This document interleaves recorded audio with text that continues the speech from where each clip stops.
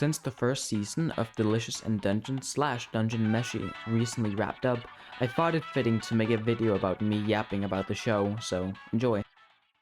Laios, he's very much out of it. He's basically delirious, but that's not the worst of his problems.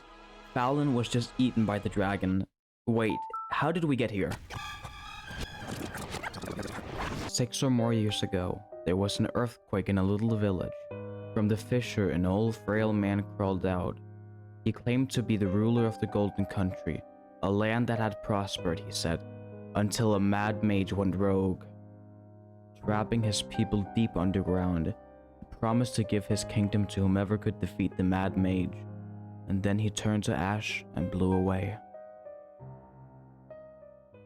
Random disclaimer.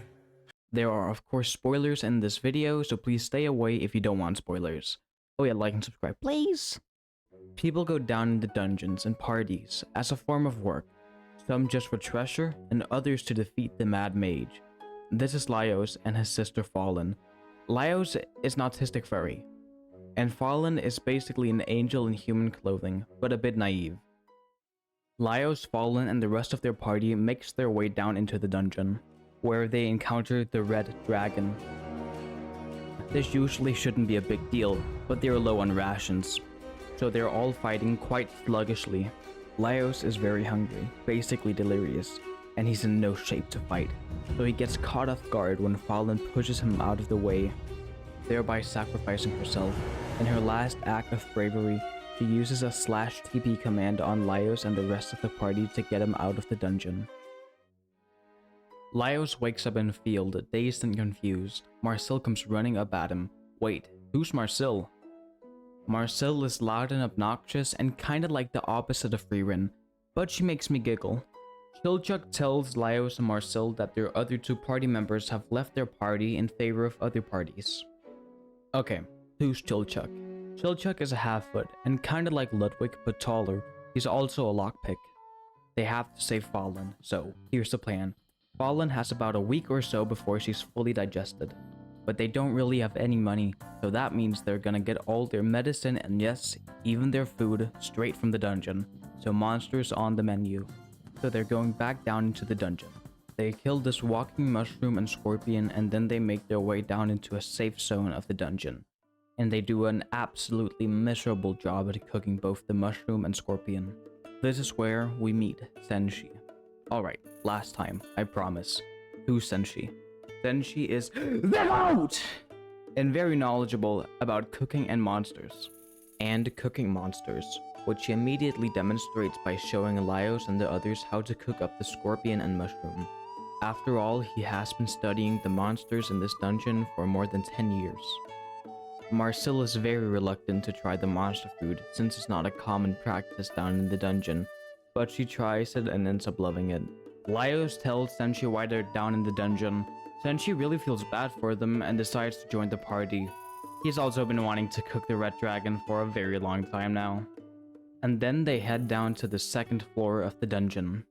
Marcel gets hungry and the only thing she's fine with eating are nuts and berries, which comes in the shape of these things. I know, delicious. Marcel is pretty fed up, so she's just gonna blow them all up. But Senshi stops her right before she's about to kill them. Here we get a glimpse of Senshi's ideology, which is to take only what you need and keep the dungeon's ecosystem thriving. But I will talk more about this later in the video. Anyway, they kill the monster and take what they need, and then they make a camp in one of the hollowed out trees. Senshi does his magic and cooks up a delicious meal, and they spent the night in the tree. Today's quest is to hunt down a basilisk. Why a basilisk? Because it's high in protein and it lays eggs. So they find a basilisk nest. They try to steal its eggs, but of course it comes back to stop them.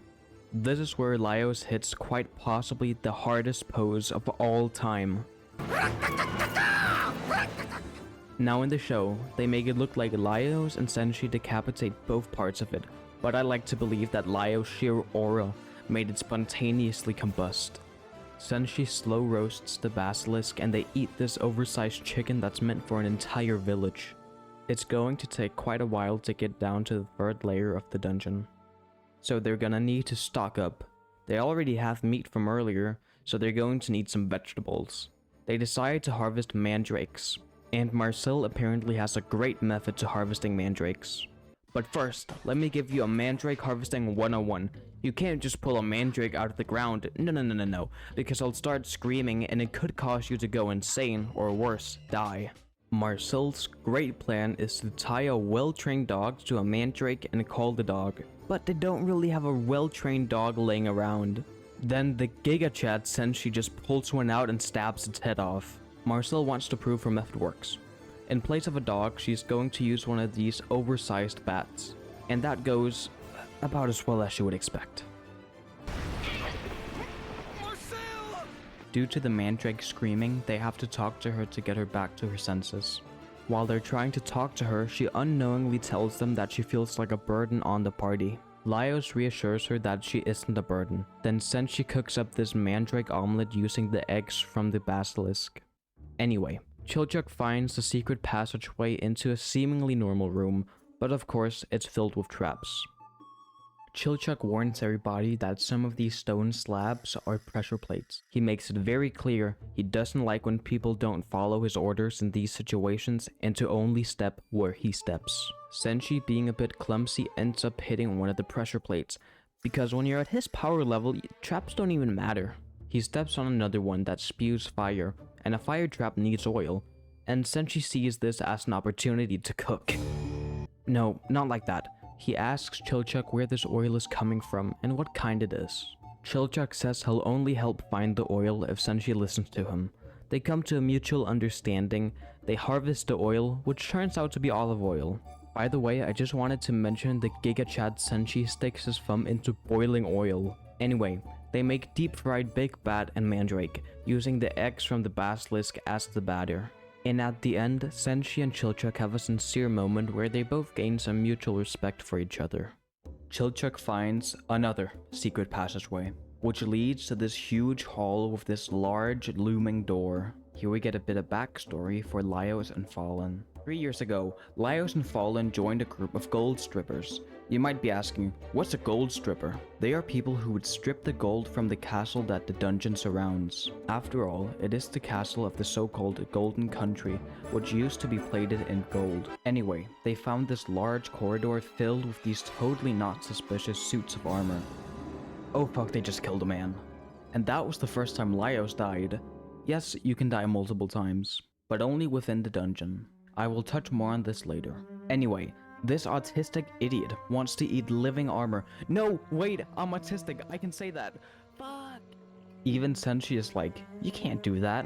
So, what's behind this large door? Surprise, surprise, it's living armor. And they're aggressive. And there are just too many of them, so they retreat.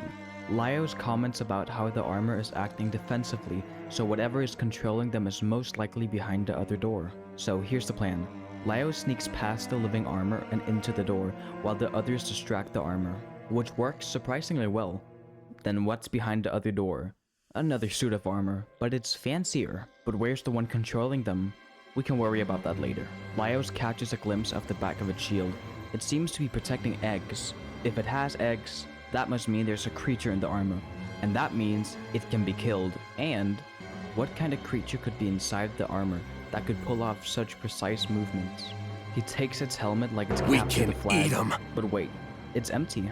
But there's something in between the plating. It's this weird mollusk-looking creature. Now that he knows how to kill it, he can beat the living shit out of the armor. Wait, I want to talk about how amazingly fleshed out some of these monsters are, like how the mollusks expand and contract like muscles, or how on a basilisk its main head is actually the snake, not the chicken, and how normal slimes have somewhat complex organs. There are lots more cool monsters later in the show. Anyway, I was getting ahead of myself. Laios throws the shield with the eggs down the hall, so the rest of the armor will stop attacking the others. So, they make soup, stir-fry, fried, and steamed mollusk.